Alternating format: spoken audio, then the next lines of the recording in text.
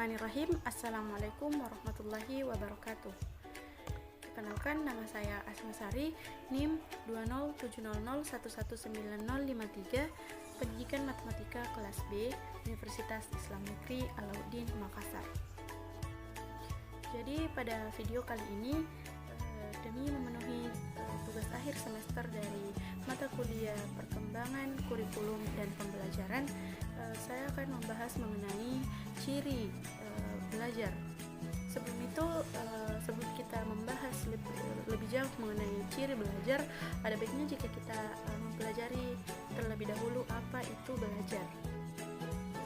Belajar merupakan kegiatan penting setiap orang, termasuk di dalamnya belajar bagaimana seharusnya belajar.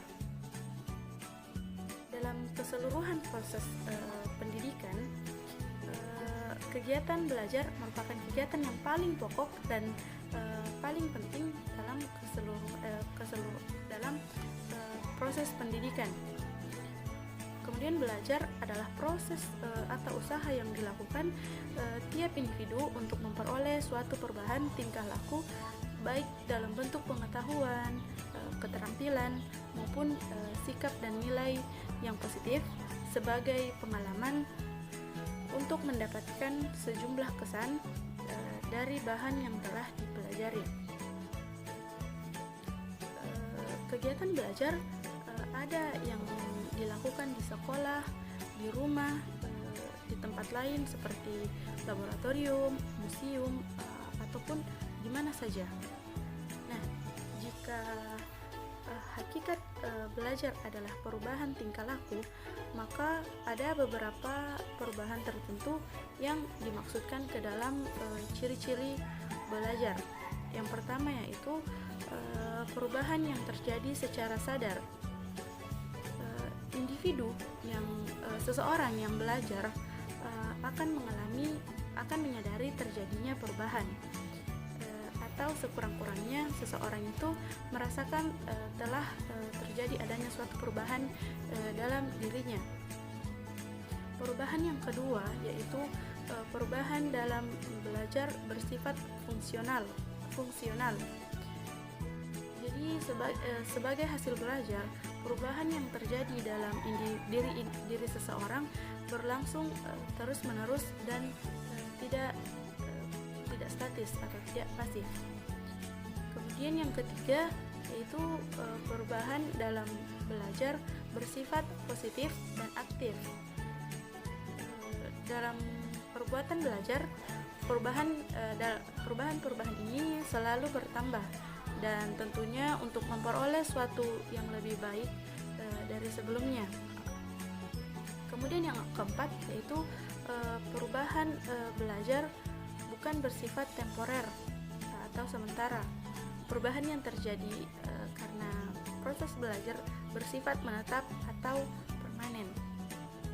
Yang kelima yaitu perubahan dalam belajar bertujuan atau terarah.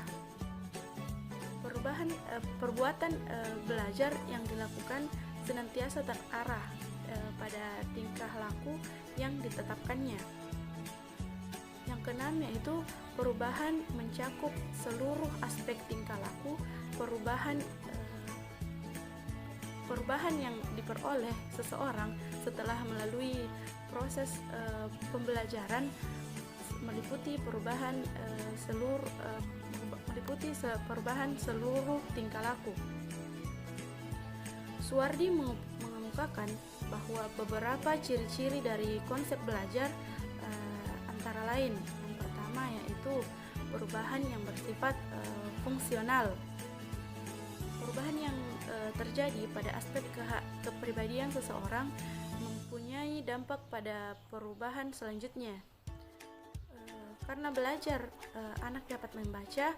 Karena belajar, pengetahuan bertambah. Karena pengetahuannya bertambah, akan mempengaruhi sikap dan perilakunya.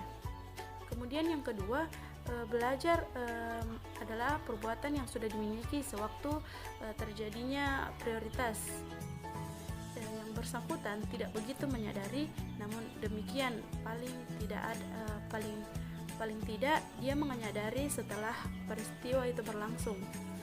dia menjadi sadar apa yang dialaminya dan apa dampaknya. Kalau orang tua sudah 2 kali kehilangan tongkat, maka itu berarti dia tidak belajar dari pengalaman terdahulunya. Kemudian yang ketiga, belajar terjadi melalui pengalaman yang bersifat individual.